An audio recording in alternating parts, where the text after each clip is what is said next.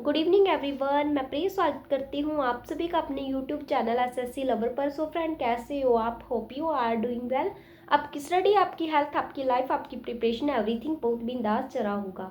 Friends, आज मैं आपके लिए लेकर आई हूँ ऐसी जॉब्स जिसके बारे में बहुत कम बच्चों को, जो बहुत कम एस्पिरेंट्स को पता होता है, और जिनको पता होता है वो इसका कम फॉर्म फिल करते हैं, और इसकी जो प्रिपरेशन है वो भी बहुत ही कम लोग करते हैं, ठीक है ना। और इसमें जो है ना, आपका कंपटीशन भी बहुत कम देखने को आप लोगों को मिलेगा। जो ये जॉब है, ये कौन सी किसके अंदर निकली है? नेशनल एरोस्पेस लेबोरेटरीज के अंदर आपको ये वैकेंसी है जो वो देखने को मिलेगी।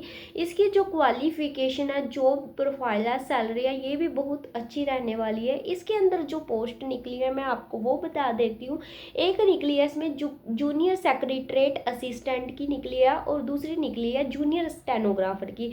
दोनों ही पोस्ट बहुत ही अच्छी हैं। ये ग्रुप सी के अंदर आती है आपकी पोस्ट।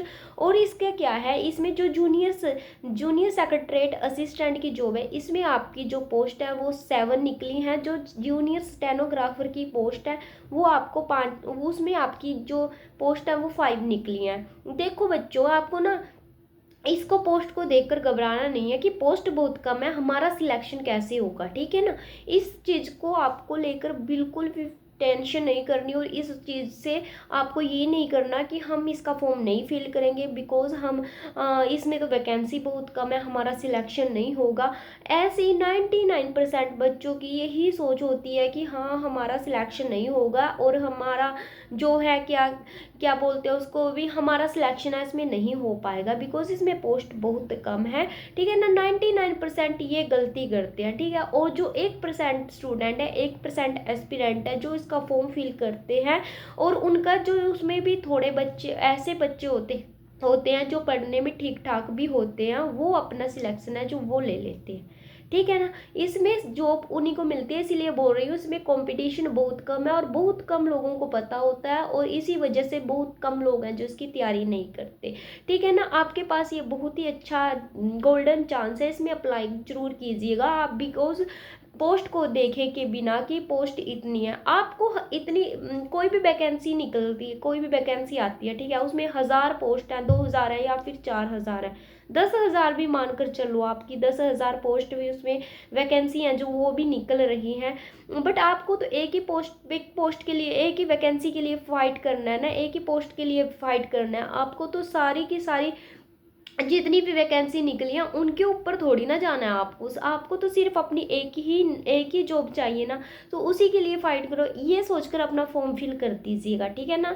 और आगे बात कर लेते हैं, इसकी क्वालिफिकेशन क्या मांगी गई है। इसमें आपसे सिंपली 12th पास अगर आप हो तो आप इसमें जो अपना फॉर्म है फिल कर सकते हो। उसके अलावा अगर आपके पास कंप्यूटर का कोई भी सर्टिफिकेट है जो कि सेंट्रल लेवल का है, तो आपको एडिशनल डिपार्टमेंट दे दिया जाता है, ठीक है ना। अदरवाइज आप 12th पास हो तो आप इसमें इसके लिए एलिजिबल हो, अपना फॉर्म है जो फिल कर सकते हो आप, ठीक है। इसकी एज क्या है, इसकी में एज जो जूनियर सेक्रेटरीट असिस्टेंट के उसमें 18 से 28 साल है, और जूनियर स्टेनोग्राफर की है उसमें आपकी एज 18 से 27 साल की मांगी गई है।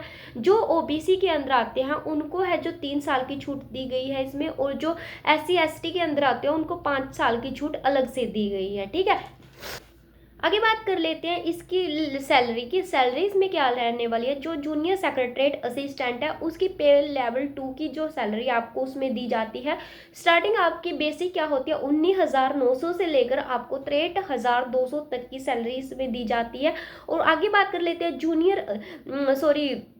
जो है ये स्टेनोग्राफर की बात कर लेते हैं। स्टेनोग्राफर आपकी लेवल 4 की आपकी जॉब है। इसमें आपकी जो बेसिक है 25,500 से लेकर 81,100 तक आपको दी जाती है, ठीक है ना। ये पूरी तरह से जो जॉब है आपकी बहुत ही अच्छी है। ऑफिस वर्क है, कंप्यूटर के ऊपर आपको काम करना है, कंप्यूटर से रिलेटेड क्लर्क की जॉब है जो कि पूरी सीटिंग की जॉब है, ठीक है ना। आपको बैठकर ही काम करना है, ऑफिस वर्क है जिसमें आपको सैलरी भी अच्छी खासी दी जाती है, है और इसमें कंपटीशन भी बहुत कम है। आगे बात कर लेते हैं जूनियर सेक्रेटरीट असिस्टेंट का, मतलब कि इसका सिलेक्शन प्रोसेस क्या होता है उसके ऊपर बात कर लेते हैं। इसका जो एग्ज़ाम है, 2 एग्ज़ाम लिए जाते हैं आपके सेम डे पे होते हैं, जो कि क्या होता है इसमें 2 एग्ज़ाम होते हैं जो कि आपके सेम डे पे ही ले लिए जाते हैं। पेपर 1 में क्या होता है, पेपर 1 होता है जो आपका ओनली क्वालिफाइंग नेचर होता है। क्या होता है, ओनली क्वालिफाइंग नेचर होता है। इसका आपका जो मार्क्स है वो आपका फाइनल लिस्ट में नहीं जुड़ता, मेरिट लिस्ट में आपका नहीं जुड़ता है। इसमें क्या होता है, आपके 100 क्वेश्चन आते हैं, 200 मार्क्स के रहते हैं। ठीक है, क्या होता है 100 क्वेश्चन आते हैं, 200 मार्क्स के रहते हैं और इसमें कोई भी आपकी नेगेटिव मार्किंग नहीं होती। और आपको इसको करने के लिए, इस एग्ज़ाम को करने के लिए 100 क्वेश्चन को करने के लिए आपको 90 मिनट का टाइम दिया जाता है। ठीक है ना। इसमें जो आपका आता क्या है, इसमें मेंटल एबिलिटी टेस्ट होता है, मतलब कि प्रॉब्लम सोल्व इस तरह के क्वेश्चन है जो आपके मैथ वगैरह के पूछ लिए जाते हैं। ये आपका पेपर 1 में होता है। पेपर 2 में क्या होता है, ये मेरिट बेस्ड आपका पेपर होता है। इसी पेपर से जो इसका पेपर 2 होता है उसी से आपकी जो मेरिट है वो तैयार होती है। इसमें क्या होता है, आपके 100 क्वेश्चन आते हैं और 300 मार्क्स के रहते हैं।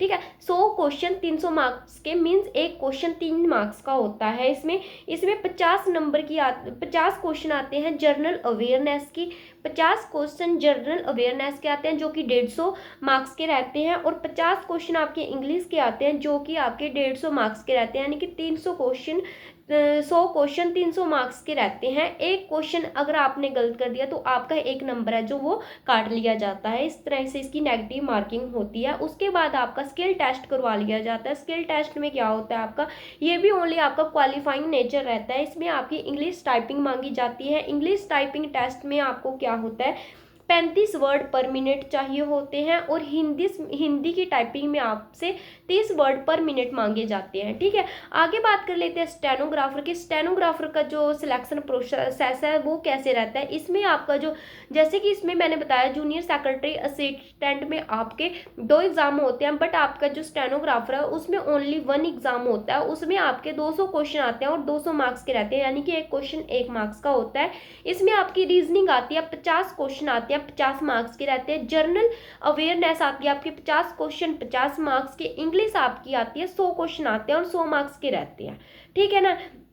इससे ये क्या हो गया, आपके 200 क्वेश्चन हो गए और 200 मार्क्स के। इसमें 0.5 की आपकी नेगेटिव मार्किंग होती है।